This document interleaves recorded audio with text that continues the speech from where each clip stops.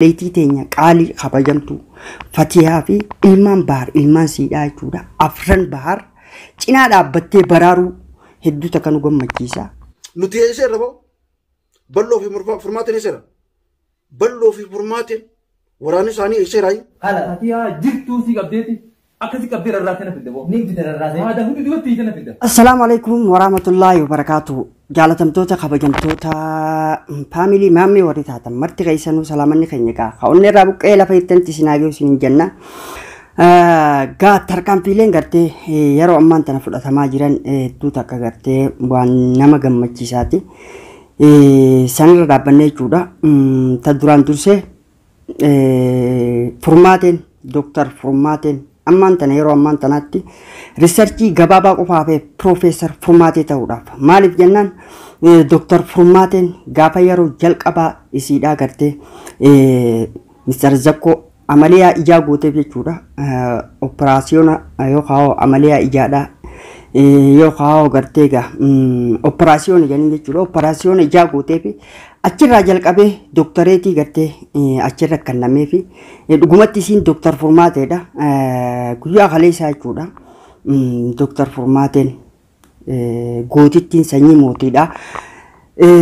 Afran baharii fi Fatihaa lubbuudhaan baraarte. Afran bahar ilmaan bahar afran jechuudha. Maaliif yeroo gartee Dr. Furmaateen Zakkoo faadhaan roorrifamtee abdii faadhaan gartee roorrifamtee miidhaa hamaan irraan gaamaa ture san keessatti Dr. Bahar jechuudha. Dr. Furmaatee baraaruudhaaf isaa fi gartee bal'oon odooniif gartee Dr. Furmaatee bakka isiin jirtu gartee lubbuusii baraaruudhaa yaa'anii tarkaanfiin warra shiraatiin garee shiraatiin irratti fudhatame gaafa san jechuudha. Bahar lafeen isaa takka cabxe. Maaliif bahar gartee nama isaatiif hadoodu, nama lammii isaatiif hadoodu, nama ilmaan Oromootiif hadoodu, hadooddii gartee rakkoo miidhaa gartee Dr. Furmaatee irra gaggeeffamaa turte obsee dadhabeeti manaa gabbee jechuudha. Abadan shira kana gartee odoo laallee garuu dura dhaabbachuu qabna jechuudha. Isaa balloon gartee gabbaanii hedduu takkaa galatoomanii. Suniif Furmaateen nama galata namaatis beeku, nama gartee wajji jireenya namaatis beeku, nama gartee namoomaas qabu, nama gartee ilmaan Oromootiifis hadoodu, nama ilmaan Oromootiifis dhaabbatu, nama gartee sabboonummaadhaas qabu, quuqama namummaadhaatis nama qabu, nama gartee aadaa fi safuus qabu, nama qabsaa'eetis qabsoo keessattis gumaacha guddaa qabu, nama gartee sabaaf jecha miidhamees dhawamees, nama gartee sabaaf jecha garaa hidhatee halkanii fi guyyaa dukkana keessaas deemee roobaa fi caama keessaas deemee gumaata isiirraa eeggamu bahaadhaa ture jechuudha. Kanaaf Dr. Furmaateen arraa miti qabsoon isiin gartee ilmaan Oromootiif dhaabbachuu kan eegalte arraa miti. Dhaloota isiin dhalatteerraa jechuudha. Ilmaan Oromootiif dhaabbachaa turuun isii beekamaadha. Kanammoo seenaa isiidhaa, seenaa dhugaatii isii hima jechuudha. Suniif kaleessa yeroo gartee Najjaashii fi Abdi arra gartee Fatihaa kophatti arkanne tarkaanfii irra fudhanna jedhanii gabbaanii dhaadatanii hanga manaa deemanii hulaa irratti tuman takka jechuudha. Hedduu takka waan garaa nama nyaataati.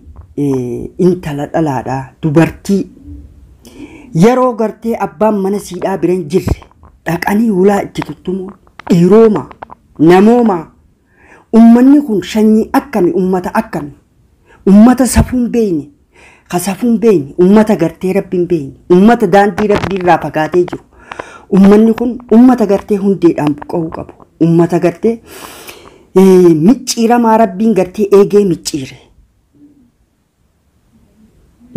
suniif tarkaanfii irra fudhachuudhaaf waalli haala hunda mijeeffatanii yeroo isaan gartee ta dura gartee mana siidhaa dhadhawansan yeroo sanitti haalli mijoonee fi haalli mijaa'uu fi dhamnaan ajjeesutan ammoo guyyaa itti aanu tarkaanfii ajaa'ibaa fudhachuudhaan kun ammoo akkuma gartee hatattamaan Furmaatee geene.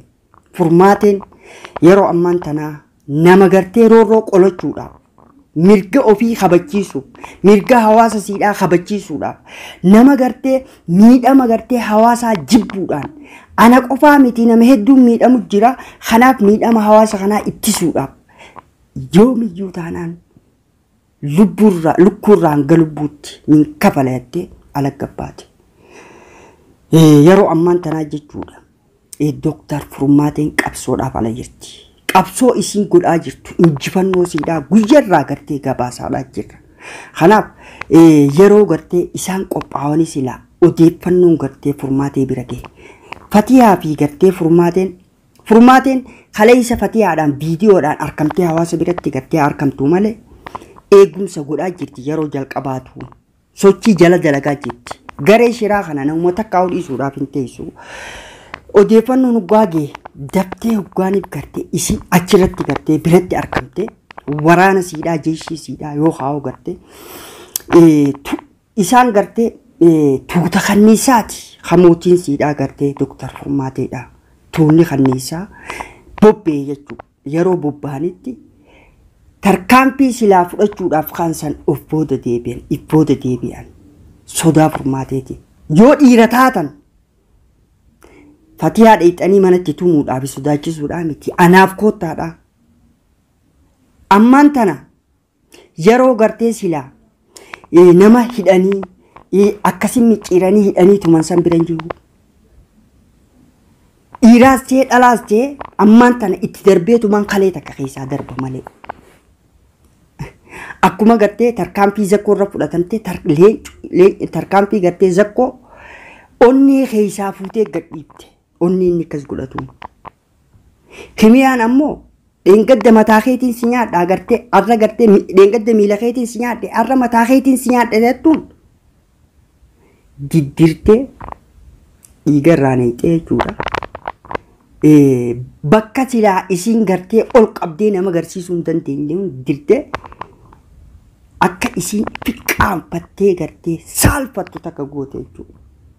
Kanaaf Najjaashii fi Abdiis taanaan wanni isiniif qophaa'amee jira. Mishigiin teessan qotamtee jirti. Nutis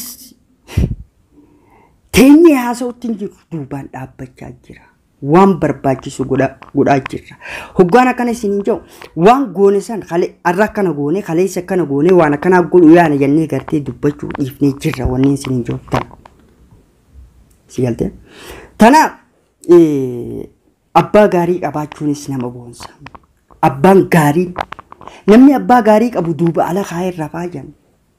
Namni abbaa gaarii qabu abbaan gaarii si duubaan dhaabbatee humna ejjennoo siiftee si duubaa si utuba qabsoo ati gartee ejjennoo ati qabdu irratti waa hundaan si duuba dhaabbata. Waan barbaachisu hundaanuu maaliif qabsoon jaantuun tarsiimoon qabsoodha. Ilmi namaa kun hundi gartee qabsoo keessatti hoogganan ta'u. Maaliif jennaan ilmi namaa eega dhalatee nama yuutuu gartee bakka isaan maltu qaba. Waan dandeettii irra qabu qaba. Ammoo dandeettiin gartee Furmaatee waa hooggantee waa gaggeessuu fi falmattuu mirga dhala namaa Dr. Furmaateen jechuudha dandeettii cimtuudha qabdi. Waa jaaruu waa utubuu qabsoo ofirraa qolachuu keessatti akkaataa itti qabsoo itti qolatan tarsiimoo qabsoodhaa qabsoon isiidhaa beekumsaa fi tarsiimoodhaan masakamte jechuudha. Suniif gartee isiin adda dureedhaan waraana qindeessitee bobba'aa jirti jechuudha. Kun ammoo waraanni kun waraana leenjiyaa gama hundaanuu gartee qophaa'ee gartee deemaa jiru. Wanni kun hundi godhamaa jiruuf ilma namaa kana ni kadhatta ni gorsita ni faarsita. Furmaateen kana dura nis faarsite nis kadhattees nis gorsitees bahuu dadhabde.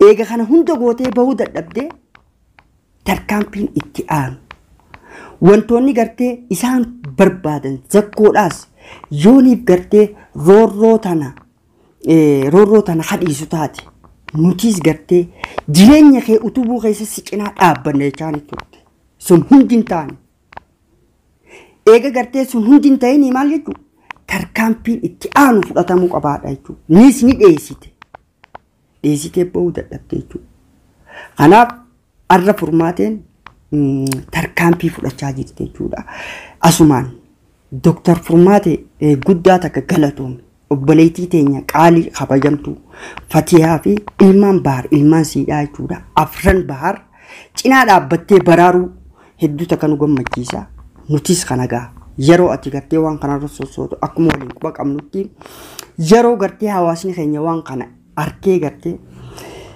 ammoo nutis gabbaanee akkaataa wanni san gartee gaa itti gartee itti oolee jechuudha tarkaanfiin silaa gartee isaan fudhachuu kan itti hafetan qabsooteetiin deeggarsa hawaasa keenyaatii fi qabsaa'ota si duubaan jiratiin akkasumatti caasaa keenya waliin diriirsine wajjin gartee isumaanuu galatoomaa isiniin jaa